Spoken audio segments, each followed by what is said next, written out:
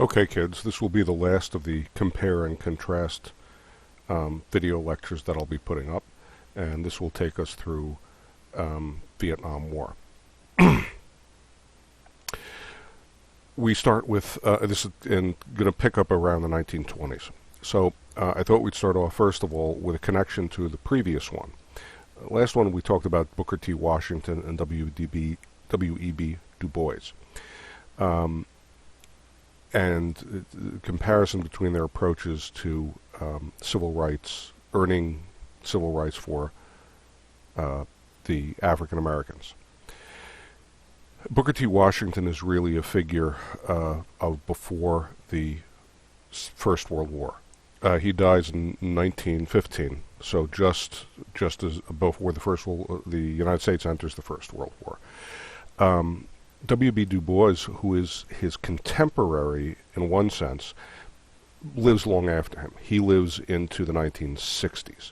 So Du Bois is a figure in the black community through the 1960s, but he does his most important work back before the First World War and into the 1920s. Two figures I'm going to pick up now. Marcus Garvey, who's really a figure from the 19-teens and into the 1920s, and Martin Luther King, who's a figure from the 50s and 60s. We compare them because of their sort of opposite approaches. Just as Washington and Du Bois took opposite approaches to the problem of racism in the first place, Washington, we remember, thought that slavery had actually produced an attitude of racism. Du Bois thought that it was racism that had produced slavery. Washington thought blacks should not agitate for legal rights, but win the respect of whites through winning a kind of economic parity by being just as good as craftsmen, as holding jobs, as moving up by pulling themselves up by their own bootstraps. Du Bois thought that, and then Washington said, civil rights will follow economic prosperity. Du Bois thought the other way. The economic prosperity will come once we get the civil rights that we're demanding. All right, well, Marcus Garvey and Martin Luther King, even though the two did not know each other at all, also provide a kind of interesting comparison. Marcus Garvey, as I said, figure primarily from the 19-teens and into the 1920s, although he lived into the 1940s, was really an early black nationalist. Garvey, who was from Jamaica, settled in New York in the Harlem neighborhood at a time when Harlem was really becoming one of the centers of black life. We think of Harlem as a black neighborhood now, and that really is an image we have of it that comes from this period. Before that, Harlem was really, among other things, was largely a center of Italian immigrants. Anyway, his idea was separatism. The best thing for blacks is not to try to win civil rights from whites. It was to go their own way, to have their own separate society. Let whites do their things and we will do our things. Therefore, he didn't bother with ideas about integration. He wasn't looking to integrate the schools or integrate business. His idea was, let's have our own economy. Why shouldn't we have black-owned business? If the whites are going to have white-owned businesses that cater primarily to whites, why can't we have black-owned businesses that cater primarily to blacks and use that economic power to build our own prosperity? So don't bother looking for integration. In part, I think, because Garvey thought you wouldn't get it. You're barking up the wrong tree. Don't bother agitating for civil rights laws. We will form our own society with our own sort of internal self-government and certainly our own internal economic system. He was very big on black pride, and he uses these terms. He wanted to change being black from being, quote, a crime to being a virtue. To be something, people were, blacks were meant to, were told to be ashamed of being black. Were told that they were something lesser. Were told that it was a handicap to them, and maybe a nice guy would give them a hand over their handicap. But being black is a handicap. Garvey's attitude was, we should have pride in being black. We have our own long history, our own culture. After all, there were great African empires long before the Europeans arrived. Why shouldn't we celebrate our blackness and be proud of our blackness and be proud of everything that's black heritage and turn it into something that is a virtue? Just as whites are proud of white civilization, so blacks should be proud of, if you will, black civilization. And he therefore was interested in Pan-Africanism. Pan means all in Greek, so all Africanism, meaning the idea that someday all black people in the world, and particularly all black people across Africa, should unite together as a single force. Which some people think of as sort of insidious, but you think of Europe today, the European Economic Union, European Economic Community, the NATO. There's a sense that all of Europe is in one sense united. Well, he said, well, why can't blacks be all united as well? And that would include blacks of Africa, blacks of the Caribbean. As I said, he was Jamaican himself, and don't forget that Jamaica, Haiti, to some degree Dominican Republic, these are all places that Europeans had brought huge numbers of blacks and turned them into really black societies because of the slaves they brought there. And the blacks in America should all unite as a single force. His organization was the Universal Negro Improvement Association, the UNIA, which he hoped would be an organization that all black people would become part of, and that would be the basis and the backbone of of their own society, if you will, their own economic society, their own political force in the world, and would eventually, he thought, there was discussion of the Back to Africa movement, the return to Africa, that blacks would go back to Africa where their ancestors had come from and build a society there, a continent of their own. Marcus Garvey's career in the United States ends with questions about the Black Star Line. This was the era, 19-teens and 20s, of the great ocean liner. The 1912, you'd had the Titanic go down. 1915, you've heard of the Lusitania. Those are the great tragedies. But back and forth across the Atlantic were, the great mighty ships of the period. The Olympic, the Majestic. Eventually, you'd have ships like the Normandy, and so on. These were the great and mighty liners, and people traveled back and forth to Europe all the time on these. One of the great lines was the White Star Line. That wasn't particularly meant to be racist or anything. It was each of the companies had their own logo.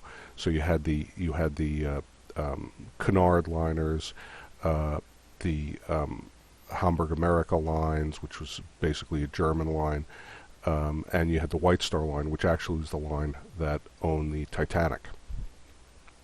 So Garvey had started his own shipping company, which he called, to make a point, the Black Star Line, which was going to be an ocean liner company, an ocean transport company, specifically pitched at black people, and to provide, a service as a business to take American blacks to Africa, to take American blacks to the Caribbean, Caribbeans to Africa, and that sort of thing. Okay, so what happens really here is the folks in the federal government are getting very antsy about Marcus Garvey. They see his politics as a threat. Garvey was hysterically popular among black people.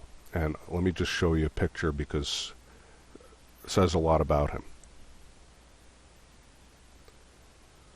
That's Marcus Garvey. And he always referred to himself as the Honorable Marcus Garvey. And the Universal Negro Improvement Association had these uniforms that he cooked up. And he paraded around in Harlem, if I can pull this out for a second, in an open back car here. This is an open limousine of the period. So he's driving around Harlem dressed up basically in the military uniform that would have been worn by a king in Europe, driving around this open back car with these very respectable bodyguards and assistants and so on. This guy in front of him here is in uniform as well. And people loved this. People ate this up. The black community, this was a man who was proud of being black and was teaching them to be proud. There were a lot of people in Washington who saw this as a threat. And so there was a decision in the federal government to go after him. And they tried to find something, and there were FBI memos from the time saying, we can't really find any laws this guy is violating. Well, they finally did with the Black Star Line. He put out a brochure in which he was soliciting people to buy stock in the Black Star Line. So people would buy stock, they'd be part owner of the company, and he'd take all the money that came in from it and use that as the working capital to get this business up and running. That's how businesses work. You know, I want to start a business. I sell you 25% ownership of it. You give me, you know, pick a number, $100,000. That means for the rest of the existence of the company, you get 25% of the profits. I get your $100,000 that I can now spend on buying equipment and stock and hiring employees and doing all the other stuff to help get the business off the ground. Okay, so he puts out a stock offer in a brochure asking people to, you know, buy stock in the Black Star Line. That's all perfectly legal. On the cover of the brochure, he puts a picture of a ship called the Phillis Wheatley. Phillis Wheatley, I hope you remember. If you don't remember, go look up that name in your book. Phillis Wheatley was one of the early great, I shouldn't say great because she's unfortunately not remembered much today, but Phillis Wheatley was an early poet and a black woman poet. And he was somebody he, you know, black people he felt should have pride in, the literary achievements and so on. So he named the ship the Phillis Wheatley. The problem was that the ship didn't exist yet. The goal of the Black Star Line was to buy a ship and name it the Phillis Wheatley and get their thing going, but they didn't own it yet. So the federal government went to court and argued that he was defrauding investors because the picture on the cover of the brochure implied that he already had a ship, that he already had a business up and running. And therefore he was defrauding the public. And because he mailed these brochures out using the U.S. mail, that then becomes not just fraud, but use of the mails for fraud, what we call mail fraud, which is a separate federal crime. And so they accused him of these federal crimes and eventually had him deported back to Jamaica. He spent the rest of his life still working for his beliefs, but certainly after his deportation, he no longer was a force in the United States. Okay. He's a fascinating story. He's an interesting character. He's really worth taking a look at. We contrast him, though, with Martin Luther King Jr., and I'll show you a picture that says it all. There we go. Okay, I think that might be a little bit easier picture to see. Okay. This picture says it all of the difference. Marcus Garvey wanted a completely separate society. And there's Martin Luther King. Whoops. There's Martin Luther King. With him is Rabbi Joachim Prince, who was from the American Jewish Congress, A. Philip Randolph here, who was at this point was a vice president in the AFL, but he, if you remember, was the guy who started the Brotherhood of Pullman Porters way back in the late 1800s. He was part of that labor movement that became the Civil Rights Movement, right? So two great black leaders over here. This is a guy named Whitney Young, who was the head of the NAACP at this point. Whitney Young was I'm sorry, not the NAACP. Whitney Young was the National Urban League. Urban League was another one of these racial justice groups that was particularly focused on poverty. This is a guy long forgotten, unfortunately. That's Matthew Amin. Matthew Amin was from the National Catholic Conference for Interracial Justice. It was a group of Catholic leaders, including a lot of Catholic laymen, who specifically worked for harmony between whites and blacks and for justice for blacks. So Catholic Church was actually involved in the civil rights movement. That's a whole interesting story itself. I won't get into unless you're interested. You can come and ask me about it. But there were a number of Catholic bishops that marched in Martin Luther King's marches. Anyway, and let's see. Oh, here we have. This is Kennedy, of course. The head back here that you can barely see is Lyndon Johnson, and that's Walter Reuther. Walter Reuther was the head of the UAW, the United Auto Workers, and one of the most powerful labor leaders in American history. Walter Reuther really was the labor voice for the entire automobile industry, and at the time, the automobile industry was one of the key industries in American economics. Just to finish out, this is Roy Wilkins. He was a leader in the NAACP. This is, I think, that's probably Blake, Eugene Blake, who was a Protestant pastor and was part of the National Council of Churches. This is Protestant groups. He was a white fella. There's Rabbi Prince of the American Jewish Congress. That's a young John Lewis, who was the head of SNCC, the Student Nonviolent Coordinating Committee, that I've mentioned in previous videos. This is Willard Wirtz. Willard Wirtz was Kennedy's Secretary of Labor. And I think, did I do everybody? That's McKissick. Did I mention it? That's Floyd McKissick. What is that? Why does it keep doing that? Floyd McKissick was one of the leaders of the Congress of Racial Equality, CORE, which was another one of the activist groups. But what's the point? Whereas Marcus Garvey said, I'm going to go off and form my own organization. I want nothing to do with anybody else. Blacks will be separate, and we will have our own thing. Here is King, whose purpose and goal was to have harmony between whites and blacks, who wanted an integrated society and worked with others for it. King, this shot was taken when King was in Washington with all the rest of these guys pushing for what would become the Civil Rights Act.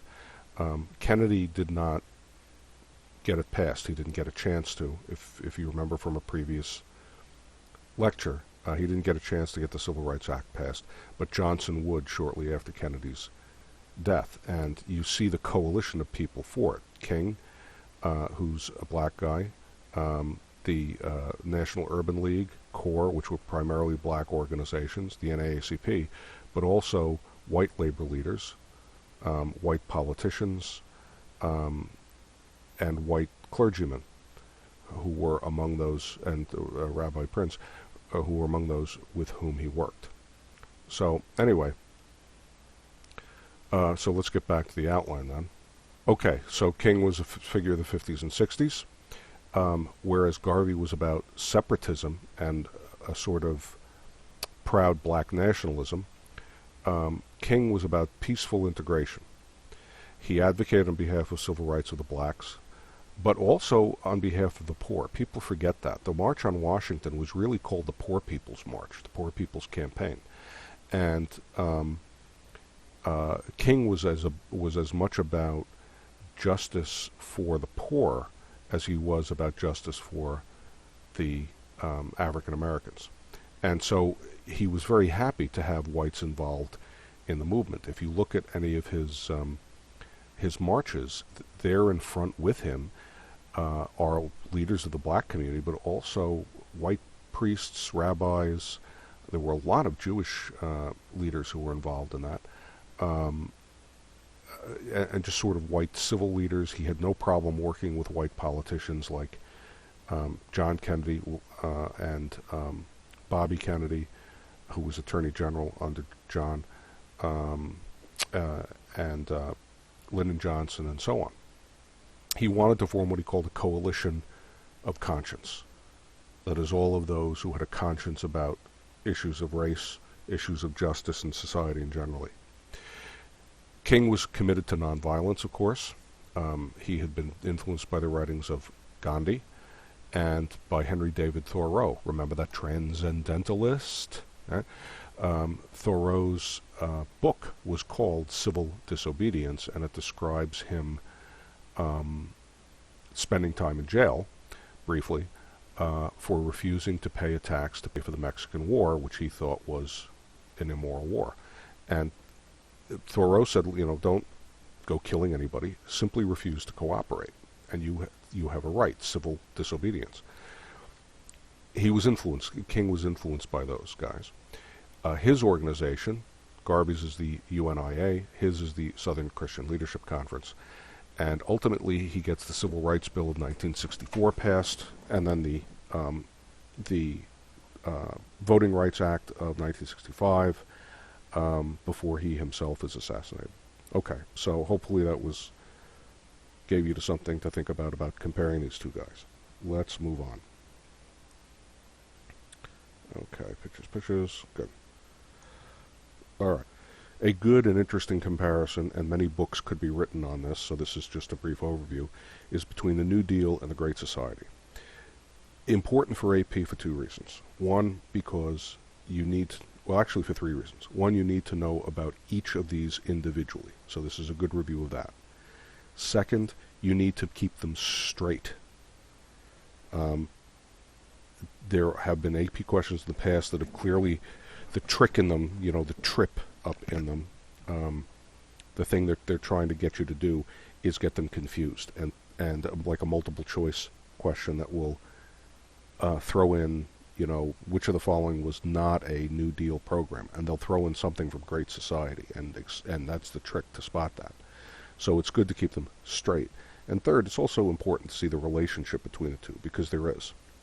Okay, the New Deal, of course, 1930s, happens during the Great Depression, a period of economic devastation for the country. And the president is FDR, Franklin Delano Roosevelt.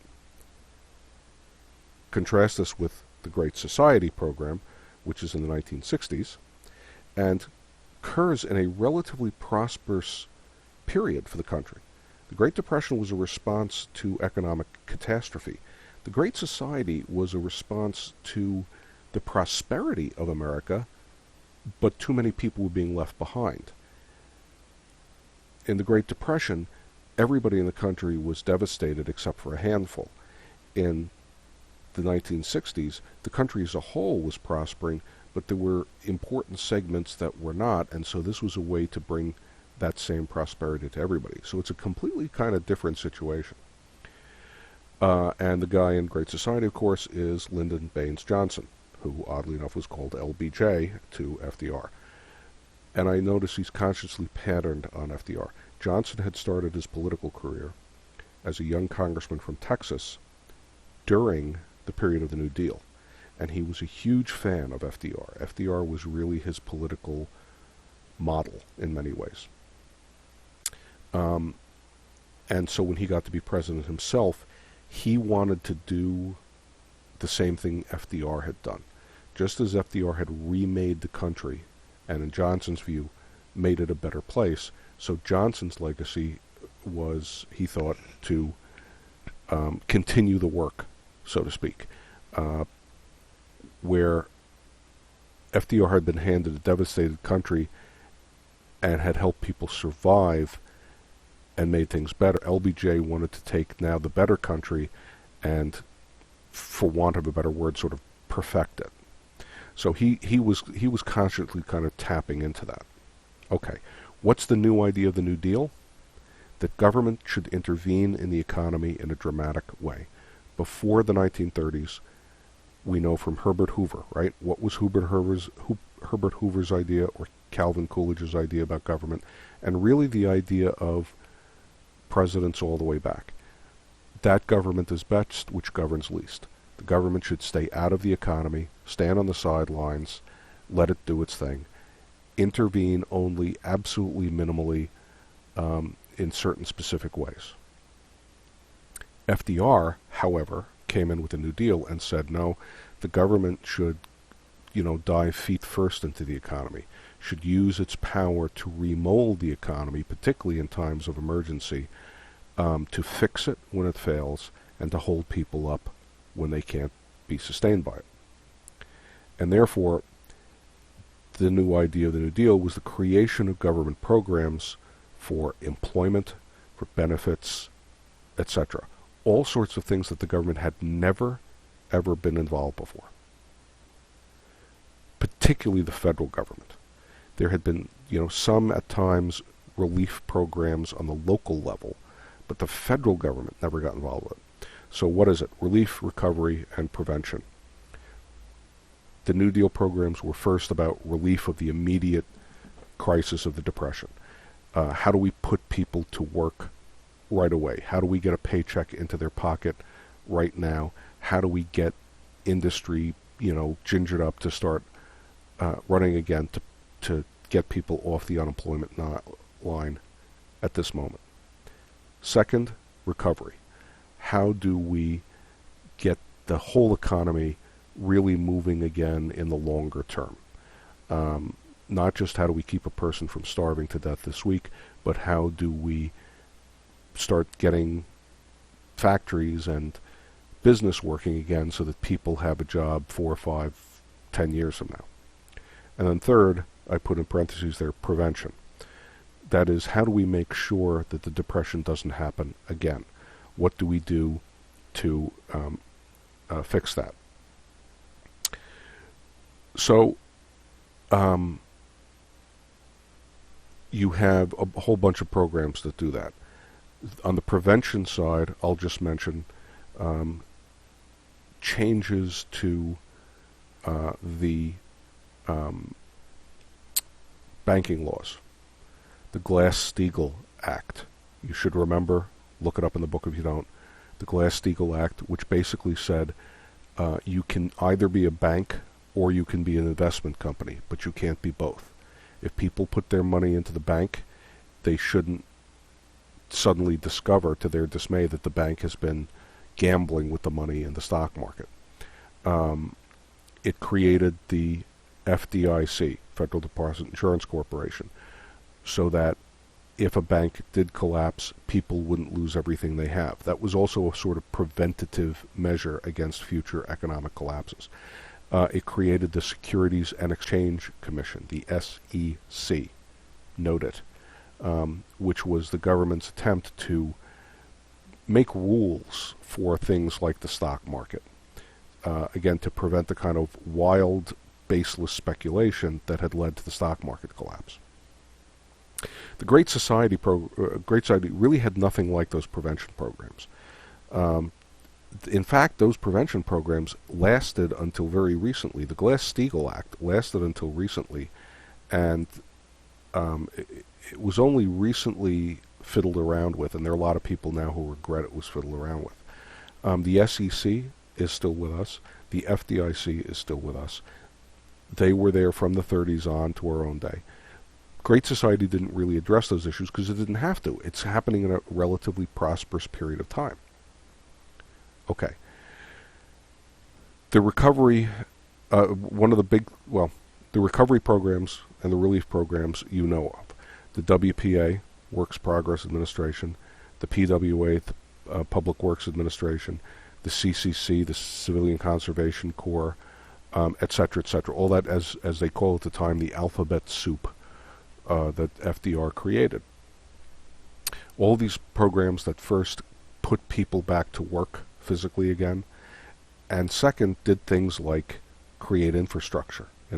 When the PWA built a road, you not only had the guys out there who now had jobs helping to build the road, but now you had a new road, and businesses could spring up along that road. They could transport their goods more easily, and all that goes with it.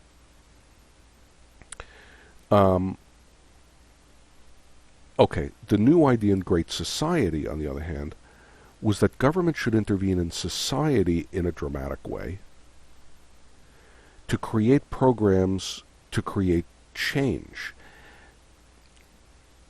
In the New Deal, it was involvement in the economy to help get the economy going again. With the Great Society, it was involvement in sort of the structure of American life, which included economics, to help change things like poverty on a long-term level. Not just the guy who lost his job today, but whole groups of people that seem to have trouble becoming employed. To deal with social injustices, like racism. So the New Deal never talked about civil rights, voting rights, anti-discrimination laws. It never got involved with that. The Great Society program is very much about what Johnson called the war on poverty. The Civil Rights and the Voting Rights Acts really kind of come out of the Great Society push. Expanding benefits to wider classes of the poor. So in some ways it's building upon the New Deal, but in other ways it's a really different concept. FDR was trying to get us to help us survive the Depression. Johnson is trying to fix those sort of ingrained problems of society that are always ongoing, like having a poor class at all, having people who are discriminated against because of race, etc. What comes out of the New Deal, therefore, is things like the WPA, which hires people to do jobs, the PWA, which hires people to build infrastructure, the CCC, which hires people to build national parks and stuff. And things like Social Security. Social Security was the first real government pension plan, so that when people got too old to work, they were assured of at least a minimum income, and if people were too sick or handicapped to work, they were assured that disability, you have heard of disability, is really a program that comes through Social Security. Well, Johnson wanted, in his view, to complete that. Social Security gave you a cash payment every month. But Johnson said, well, we now need medical insurance. Medicine had become more expensive. Now, today, you couldn't possibly pay for anything without medical insurance. In the 1930s, you actually could. By the 1960s, it was hard. So he came up with two programs that are complements to Social Security: Medicare and Medicaid. Keep them straight. Not just for AP kids, but this, I'm telling you, life lessons. It's important that you know these programs for life, because you will be involved with them. Medicaid is for the poor. If you are too poor to be able to afford the minimum medical care, Medicaid is the government program that will help pay for that. Medicare is for the elderly. Okay? So Medicaid ends in a D for the destitute. Medicare ends in an E for the elderly. Medicare, no matter, it doesn't matter whether you're poor or not, when you hit 65, the minute you start collecting Social Security, you're also eligible for Medicare, okay, to keep it simple. Those are both programs that Johnson puts in. He also has programs that the New Deal didn't really address. Job training. Whole programs that are set aside just to train people from lousy neighborhoods, bad backgrounds, poor families, training them in the skills they need for specific jobs. Education in general, funding for better schools. The Head Start, you've heard of Head Start, which is that preschool program. The idea of it is if you get kids that young sort of ready for school, they'll be able to do that much better once they actually hit, first grade. The New Deal didn't deal with any of that. The Great Society has lots of education components in it. Let's recall what these do not do. Important, because they're likely to ask you, the New Deal did all the following except stuff. Okay. The New Deal, first of all, did not solve the Depression. The U.S. doesn't really come out of the Depression until we start producing huge amounts of material for the Second World War. And it starts a little before we get involved in it, because by 1939 we were starting to supply the Allies in Europe, but it's really then that we come out of Depression. Second, the New Deal did not address social problems like race relations. The social problems were not on the agenda of the New Deal. Doesn't mean that nobody cared about them. Eleanor Roosevelt, wife of Franklin Delano Roosevelt, was very active in social issues for women, for African Americans, as I've talked about. But the New Deal programs, government programs, were not really about that. The New Deal did not nationalize businesses. The government did not take over the steel industry and says now it's going to be government run. Nothing like that. And they may try to trip you up with that. And it didn't address immigration at all. Immigration wasn't on the agenda. Let's look at the Great Society. The Great Society did not create Social Security. The New Deal did. The Great Society did not create the Peace Corps.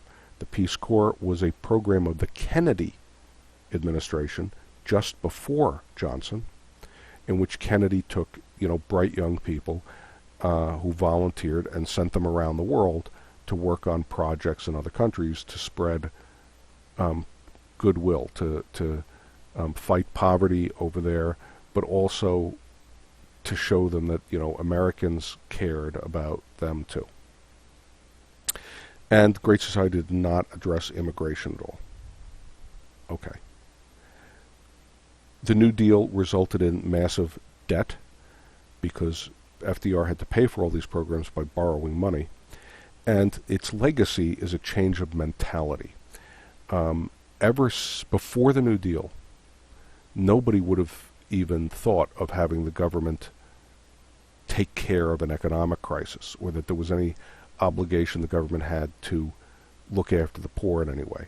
After the New Deal, we now just assume, we just take for granted, that if there's an economic crisis, the first person you go to is the president and ask him what he's going to do about it. Great Society, also debt. LBJ really had to borrow a lot of money to make these happen. And the Vietnam War is not a legacy of the Great Society, but the Vietnam War is what undermines it. Because so much money was being spent there, and the president was losing so much popularity as a result of it, the Great Society was never able to accomplish. That's one of many reasons why the Great Society was never able to accomplish what its goals were. In both cases, you will find plenty of people still today who say both the Great Society and the New Deal were wrong ideas. There are plenty of people even today who think that the government should never have been involved in any of this stuff. I'm not taking sides on it, but presuming their goals, presuming that Johnson wanted to achieve certain goals, one of the reasons he didn't is because of the debt that the Vietnam War represented and the political capital, if you will, he had to spend on defending that. Okay, let's move on. Oh yeah, this is an interesting idea. This is not my own idea here. This is I was reading something that drew this parallel, and I thought, this is really actually kind of an interesting, neat thing, and it's worth looking at. I don't think that because there are two different periods like this, I doubt that AP will ask you an essay question saying compare and contrast these two. But they're worth looking at anyway, because they do help you think a certain way. Okay. These two court cases and the president's reaction to each of them. Interesting. Worcester versus Georgia, which is sometimes captioned as Cherokees versus Georgia. Andrew Jackson, remember him, is the president. So it's the 1820s.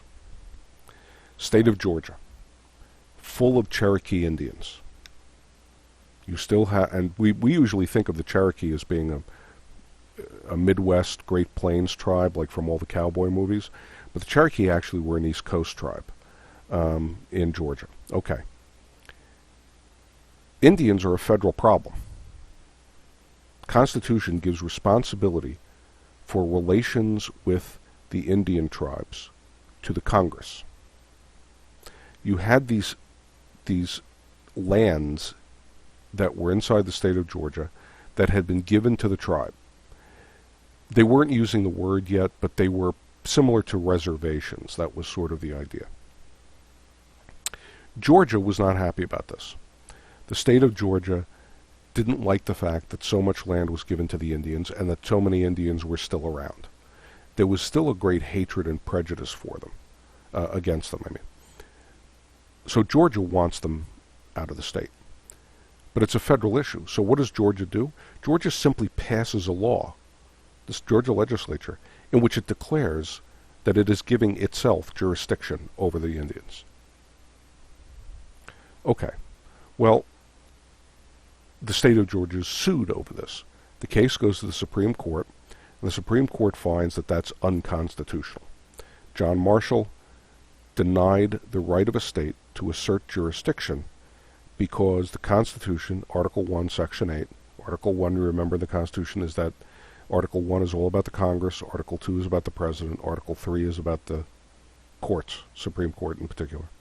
Article 1 is the powers of Congress. Section 8 says that relations with the Indian tribes are handled by Congress. And so Marshall says it's pretty clear to me Georgia doesn't have a right to simply do what it wants with the Indians. If Georgia wants something done, they have to get Congress to do it. Andrew Jackson's the president. Andrew Jackson famously says, Marshall has made his decision. Now let him enforce it. Meaning, he wasn't going to use his power to enforce a Supreme Court decision. And this is a problem. The Supreme Court does not have its own army. It doesn't even really have its own police force. If you go to the Supreme Court building in Washington, D.C., there are Supreme Court cops, Supreme Court officers. There's, something like a dozen of them, maybe 50 of them at the most, and their job is to guard the Supreme Court building and to guard the justices. That's it. Supreme Court doesn't have its own private police force or its own army to go send out to do anything, because it depends on the executive branch to carry those orders out. That's the point of the executive branch. Jackson says, I don't agree with this decision, and so I'm simply not going to enforce it. In fact, he does just the opposite. He sends U.S. Army force to force 17,000 Cherokees out of Georgia. So Jackson uses the United States Army to help the state of Georgia defy a ruling from the Supreme Court. The Army and the Georgians push the Cherokees out and force them to march across the South to the other side of the Mississippi River, where they wind up in what's now Oklahoma today, which is it was called at the time the Indian Territory. And that, as you know, is the Trail of Tears. Okay, let's compare that to Brown versus Board of Education of Topeka, Kansas. Now, on the one hand, Worcester, Georgia has to do with the Indians, Brown versus Board has to do with rights of black kids to go to school, would seem to have nothing to do with each other. Worcester's in the 1820s. Brown v. Board is in the 1950s. But watch this. It's the same problem, but the opposite answer. Kansas had relied upon the separate but equal clause of the Plessy versus Ferguson decision, saying you're allowed to have separate accommodations, segregated accommodations for blacks and whites, as long as they're equal. Brown took the Board of Education of Topeka to the Supreme Court, basically arguing that separate, by definition, will not be equal. You can't, in the real world, have such a thing as two separate school systems that are going to be equal in that society. The Supreme Court found that he was right, that the Board of Topeka, Kansas's separation of whites and black students violates the Equal Protection Clause of the United States, that is, that all citizens have equal protection before the law. They say it violates that. And a year later, after that decision, the Supreme Court issues an order to all the states to desegregate their schools, because a lot of states still had desegregated schools. So they order all states to desegregate schools. Here's the phrase, a famous phrase from that order: with all deliberate speed. Right away. And blacks afterwards use that phrase constantly to fight these battles in the South, saying you don't get to take forever to do this, you don't get to put off the next generation, with all deliberate speed. The states, of course, don't want to do this. Just as Georgia didn't want to comply with the Supreme Court decision in the 1820s, so Arkansas, Mississippi, Alabama, they do not want to comply with this all deliberate speed order in the 1950s. What to do? Eisenhower's the president. He's not personally comfortable with the Supreme Court's decision.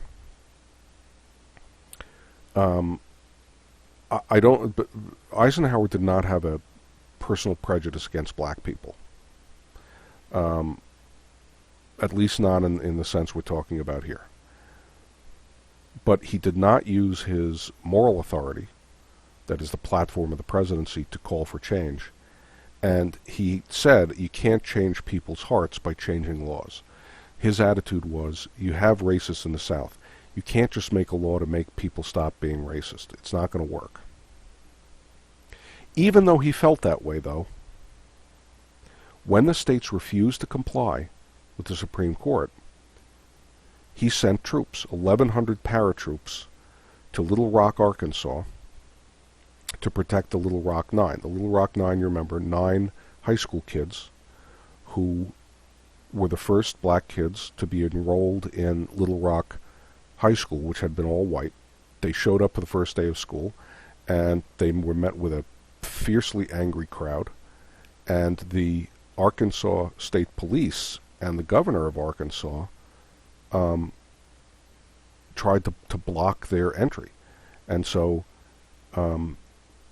Eisenhower sent troops to protect the kids and to push everybody out of the way. It was 1957. And you had that repeated again and again. George Wallace did the same thing in Alabama.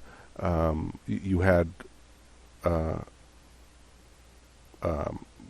repeated instances of this. Eisenhower said, the very basis of our individual rights and freedoms rests on the certainty that the President and the executive branch of government would support and ensure the carrying out of the decisions of the federal courts. That is, our rights don't mean anything unless, our rights in general as citizens don't mean anything unless the President is willing to do his job under the Constitution, and that is to carry into practice the decisions made by the judicial branch of the government, by the Supreme Court. So he takes the opposite view to Jackson.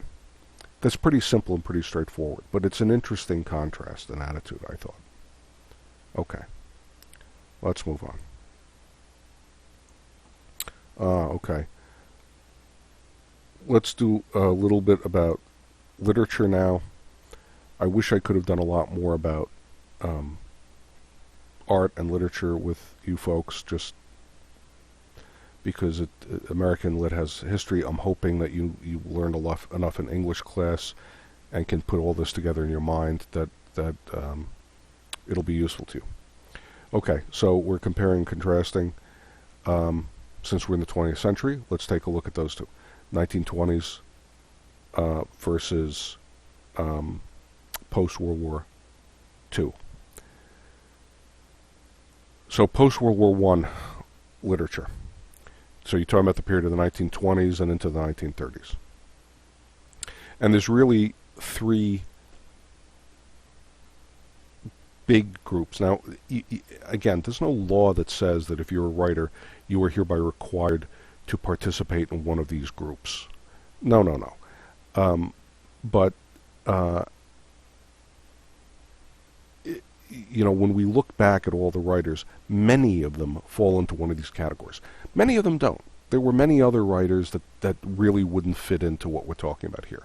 But these are important movements. So the first group we look at in the 1920s is the so-called lost generation. These are people who had experienced the First World War. Some of them firsthand. Some of them had actually served in combat. Some of them not. But they certainly come along in a world that has been completely disillusioned by the First World War. The pain and the horror of that war. War, anything that anybody thought about war being a noble enterprise or exciting or an adventure or, guys showing courage and honor, they came out of that war saying, you know what, war is just a dirty, filthy, disgusting, violent business. And one where regular guys are out there fighting to what? Protect empires. And so there was a great disillusionment about it and a kind of wondering of what's life all about in general. So the 1920s, as we know, was a period when people tossed over the side their moral ideas, their religious ideas, their philosophical ideas, and there's a great combination of nihilism, right, believing in nothing, nihil, Latin, nothing, believing in nothingness, hedonism, just pure pursuit of personal pleasure, but also spiritual at the same time. Whenever you have that, you also have people searching for deeper spiritual answers who are looking for the next real, useful philosophy and morality. So it was a time of great philosophical ferment. This is the period of the existentialist philosophers. For those of you who know anything about philosophy or read any books, Jean-Paul Sartre, Albert Camus, the existentialists come out of this period and so on. In terms of American writers, you have a number of groups. First of all, they were disillusioned by war, but some of them were actually energized by war too. A guy like Ernest Hemingway, who wrote many, many books, including The Sun Also Rises, A Farewell to Arms, and For Whom the Bell Tolls.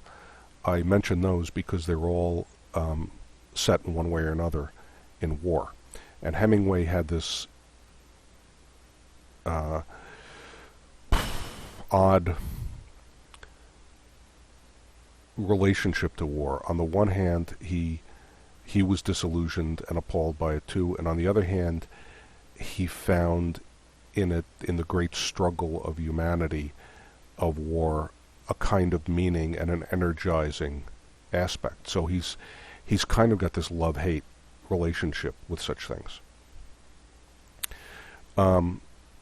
They were also disillusioned, by the way, by mass culture and prosperity. The 1920s brought big booms in prosperity and this kind of greed where if the meaning of life is nothing we thought, like honor and courage, maybe the meaning of life is wealth, and this is what gives your life meaning. And so there was a lot of pursuit of unlimited wealth There was a lot of attitude that greed is ultimately good. There were a lot of overnight millionaires in the 1920s, and even the average homeowner and housewife wanted stuff. They wanted all the new consumer goods. They wanted more and more money. They wanted better and better, vacations. It's a lot like things are today. The 1920s and the 2000 teens have a great deal in common. And so you had guys like F. Scott Fitzgerald, who, again, is both appalled by that and yet also attracted. I don't know if you guys have read Gatsby for school, but The Great Gatsby is an interesting, complicated book that explores, on a very deep level, a lot of these ideas. But certainly you can see in the book that Fitzgerald is both attracted to that Long Island millionaire lifestyle of the young, beautiful things that suddenly find themselves with almost unlimited wealth, and yet sees it as the seeds of self-destruction, which is very much how he lived his own personal life. A Tender is the Night, I just mentioned, is another great book by Fitzgerald. So Fitzgerald was sort of love-hate. Others were simply deeply disturbed. Sinclair Lewis, one of the great social critic writers of the time, wrote novels like Main Street and Babbitt, among others. Again, each of these guys wrote a lot more than this. I'm just giving a few sample titles. And Babbitt and Main Street are about the hypocrisy, the shallowness of small-town America. The small cities, they're set. These books are mostly set in Zenith, which is a fictional city, but small Midwest city, in which you have these characters who are, the wealthy man and one of the wealthy men in town, who is shallow and almost soulless. And who live these lives of appearance, and yet underneath is rot. They have the perfect home, but really the relationship is non-existent in the family. And they're really kind of, is this all there is? Is this what we become as Americans?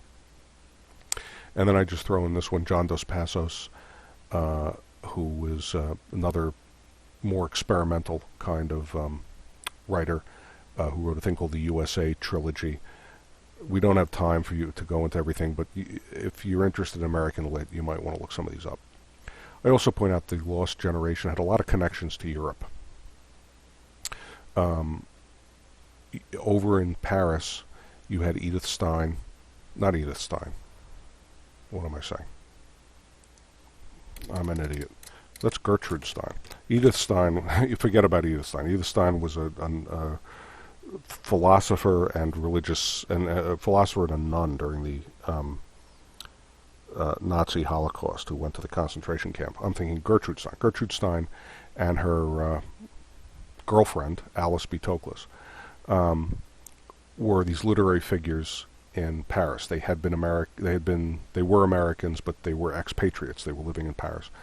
And they had this salon. I don't know what you guys have done in literature if you've heard of these people, but they had an apartment in Paris where they hosted, there was like this, any time of the night or day that you went there, the place was full of artists and writers hanging out, and every one of them are people who are famous.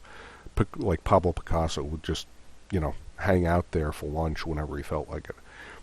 And guys like Hemingway and Fitzgerald were part of that scene. A lot of American writers and artists, graphic artists, were part of the post-World War I Paris scene. A lot of them had gone over there during the war, and they loved Paris so much, and Paris was so cheap to live in at the time, and so full of other artists and writers, and there was an American community there. It became a big center for things. Most of them came back to the United States at a certain point, but it's interesting to note that connection there. And as I said, whole libraries of books have been written about these people, so I'm just racing through this. Other post-World War I literature to note, you have The Lost Generation, Hemingway, Fitzgerald, Sinclair Lewis guys. The other is the Harlem Renaissance. Harlem, by this time, as I said when we talked about Marcus Garvey, had become a great center of the black community, and it was the center of its own burst of creative energy. You had artists, painter artists, you had poets, composers and jazz musicians, novelists, there was this whole, and Harlem was not a big place, but you had dozens of these people who were great and important names in these fields come out of Harlem all at the same time. Again, I'm just mentioning a few names. James Baldwin, whose book is The Fire Next Time. He was a great essayist, among other things. Langston Hughes, who creates a form of poetry that gets called jazz poetry, just as real jazz music is sort of semi-improvised, although the improvisation of jazz is more complicated than that, but it's improvised and jarring, and it's all about juxtaposition of ideas. So jazz poetry, Langston Hughes' poetry is like that. James Weldon Johnson wrote God's Trombones. Zora Neale Thurston wrote Their Eyes Were Watching God. Count T. Cullen, another poet. A lot of these people were both poets and novelists. So there's a few names to notice there. And I throw in the end there in sort of a separate category just to show you there were also a lot of other people. Those who don't fall into the Lost Generation kind of group, and those who don't fall into the Harlem Renaissance group. Guys like William Faulkner. William Faulkner is one of the most important novelists in American literature, arguably in English literature. Incredibly difficult to interpret, but brilliant.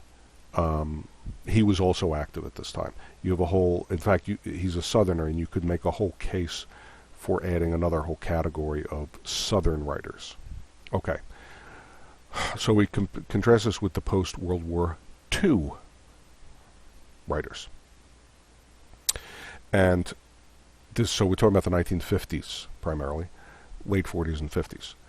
And these kind of fall into two categories. Again, there are many other writers out there who I'm not even touching, many other movements. I'm just mentioning two that are likely to show up. The Beat Generation guys, okay, known as the Beatniks, who will give birth, who are really part of what's called the counterculture, that is the anti-version of American culture, and will give rise later to the hippies. Beat Generation, basically based in New York, primarily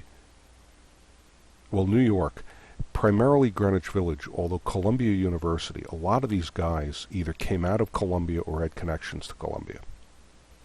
So it was New York and San Francisco were the two great centers. The Beat Generation was all about experimental writing.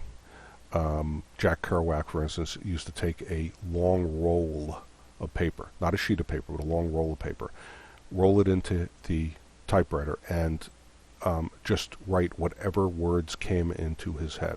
Automatic writing, he called it. Just type until he ran out of paper. No editing, no nothing. And that was going to be a book. His idea in that case was to get out of his own way, to not censor your thoughts, to not to not interfere, not psychologize. Simply whatever is in your brain, splat. There it is on the page. He liked to call that spontaneous prose. In the 50s, you have to realize there was a lot of talk about psychology going on in those days. Psychology was getting, in the 20s as well, too. You had beginning to get Freudian psychology really coming in. And the 50s, they were almost obsessed with analysis. Some of you taking AP Psych. So, Freud and Jung and those guys are already influencing people back in the 20s, but by the 50s, it's almost like folks are obsessed with it. And so a lot of these writers wanted to find ways to take the structures they felt they had learned or been imposed on them by society and their families and break out to the core of the subconscious within. That's why they got so involved with breaking all the rules. I mean the rules of life. There was a lot of drug taking that went on with this group, and a staggering amount of drinking that went on. They really shattered any idea of sexual morality. Their sexual morality would shock the hell out of people even today in our world. In part, a lot of the drug taking had to do with maybe by taking these substances, this will help us access that subconscious. And somehow in our subconscious, there was a sense that like we're all really geniuses and filled with spiritual insight, and we get in our own way, and this will release it. So who are some of the figures? Well, Jack Kerouac, On the Road. His novel On the Road is probably the key book of the period, not the only one.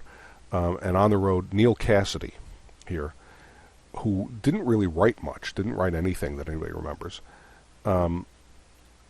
was a key figure to these guys. He was Allen Ginsberg. He was actually Allen Ginsberg's boyfriend. He was Jack Kerouac's buddy when they went on the road. The book is about this endless road trip that Kerouac is taking, sort of searching for his father. Kerouac and Cassady are taking, sort of searching for Cassady's father, but really also looking for a father figure for Kerouac. And by the way, they use pseudonyms in it. So Kerouac is Sal Paradise in the book, and Neal Cassady is Dean Moriarty. But it's really it's a story of guys exploring alienation and belonging and all sorts of stuff. But Cassady, even though he's not the writer in the group, is, as they say, the muse. He's the inspiration. It's his personality and character that really drives Kerouac, Ginsberg, but a lot of other people who knew him too. Anyway, so you have Kerouac, you have Allen Ginsberg. Ginsberg is really a poet, primarily. Wrote, I think, about 4 volumes worth of works. His first most famous poem is Howl, which expresses the sense of alienation and rejection of society that the Beats really had. Lawrence Ferlinghetti, another both poet and also a figure in this community. William S. Burroughs' book Naked Lunch. And it's really this artistic rejection of all the rules in a search for sort of ultimate enlightenment. Many of them get very involved with their own sort of version of Buddhism. Okay, so in addition to the Beat generation, you also have, among many other groups, the social critic group, for want of a better word. Sloan Wilson, the man in the gray flannel suit, about the kind of corporate structure. The 1950s, New York City was just a sea of eager, bright young men, all dressed the same way, all thinking the same way, all eager to please their bosses the same way, in a kind of deadness. A Summer Place, which was a lot about lost love and hypocrisy. William White, and those are both novels, by the way. William White, The Organization Man, and David Reisman, The Lonely Crowd. Those were really more books of sociology or social psychology, if you like. Organization Man was about the new corporate culture that valued and insisted upon really conformity by business guys. We're all about think outside the box, which isn't really true. That's not really what bosses want usually. But at the time, thinking inside the box was valued. And David Reisman's The Lonely Crowd is about social alienation. Even though we live in these cities full of people, or out in the suburbs, mom belongs to the PTA and dad belongs to the local American Legion Hall, and everybody's part of groups, there's this profound loneliness and alienation. We may all be sitting in the same theater together, but nobody really knows anybody else, and people have a sort of deep existential pain over that, but nobody knows how to get past it. So post-World War II literature, those are the two big groups to really know. And then finally, you should already know a lot about all these. I certainly put up, there's enough in your books, I certainly put up enough in the video lectures, but I just want to briefly compare, contrast Korean conflict and Vietnam conflict. Notice, by the way, Korean conflict and Vietnam conflict, neither one of them is technically a war. The United States did not declare war in either case. They found ways around doing that. Korean conflict happens just after World War II. Don't forget that. The nation is still kind of weary from the war, and a lot of the guys serving in the military had actually been called back to service, having just been released after the war, which didn't help things. Korean conflict happens, and North Korea invades South Korea in 1950. I point out, still continuing, sort of. The Korean War has never actually been, there's been no peace treaty. There's a truce. So the line in Korea is a truce, but there's no actual peace concluded there. And we've had this truce now for half a century, more than half a century. President at the time, Harry Truman, Democrat. Were the Democrats soft on the emerging threat of communism? Couldn't be that. So Truman had to prove that he wasn't going to put up with the Russians just gobbling up new territories. And we have George Kennan, the idea of containment. The United States should use its power around the world to keep communism inside the borders of where it already existed.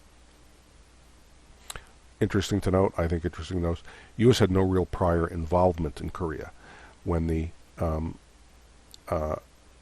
Japanese collapsed at the end of the war, they left the Korean peninsula, and you had the Russians in North Korea and the U.S. and the Allies in South Korea. That was how you wound up with two Koreas, but there was not like a long-term background there.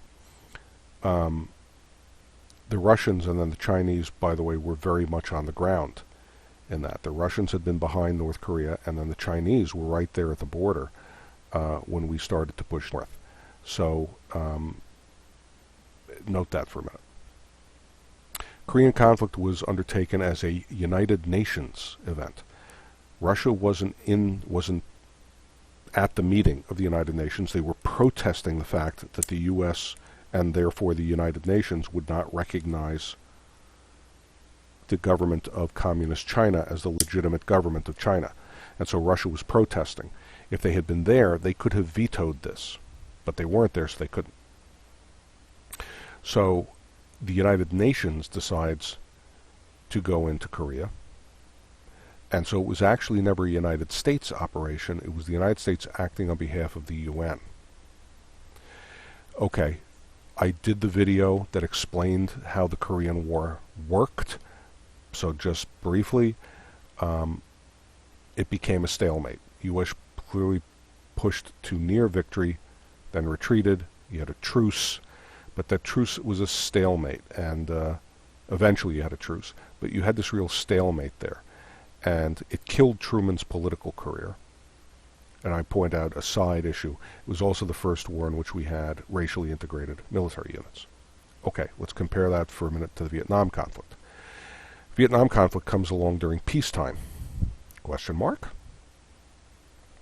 Korean conflict is right after World War II, 1950. Vietnam, the United States really gets involved in the 1960s. We haven't been in a war in a while. So it's a somewhat different world, even though we're in the midst of the Cold War. It's a long history. Long. Ho Chi Minh, the leader of communist North Vietnam, had been around since before the First World War and had been at the Versailles Peace Conference back at the end of the First World War, right? So this is before 1920. They had already been agitating for freedom from the French, who had Vietnam as a French colony.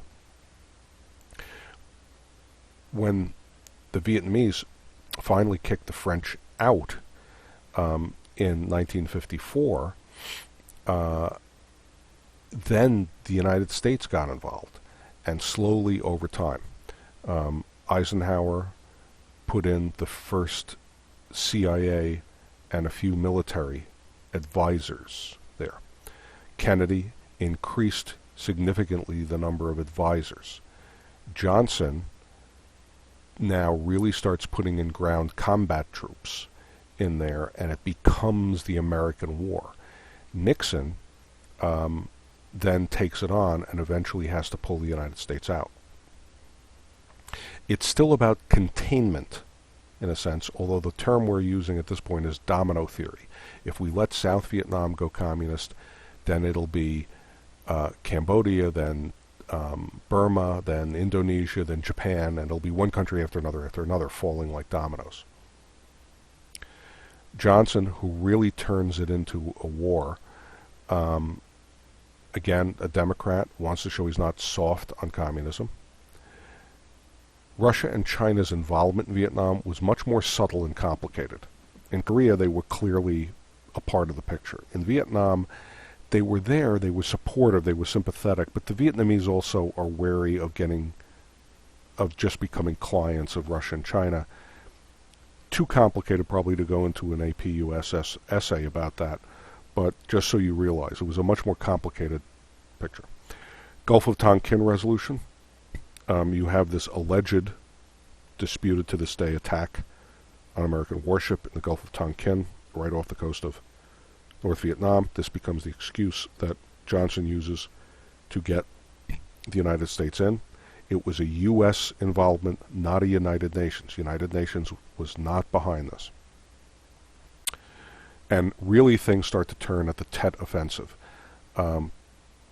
67, people were, the word from Johnson had been that peace is within sight, peace is at hand, we are within shooting distance of peace. And then all of a sudden, Tet Offensive, we win the Tet Offensive, but it was so massive a move that it shocked us. And people really begin to say, we need to get out of this. It dragged on and on and on and on. The Vietnam War just started in 54, and really Saigon doesn't fall until 75. U.S. involvement undermines the Great Society programs, as we said before. It kills Johnson's career. Johnson really can't run for re-election because he's so wrecked by this. It rips the country up. It leads to a lot of the violence and conflict of 1968. Killed Johnson's career. It made and then partially killed Nixon's career. Nixon gets elected president in 68 because he's promising to get the country out of war. But once he gets into office, his way of getting the country out of war is to increase American involvement.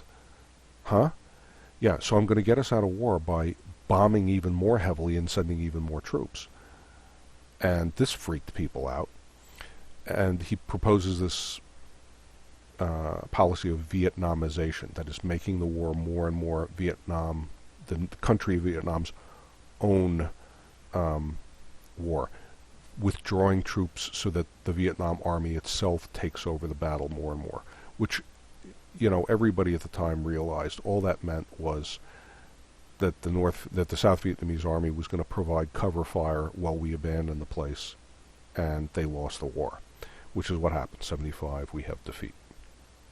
Okay, so that's really just a review of things you should know. All of that is pretty recent stuff. Stuff you should have been recently reading and seeing the video lectures.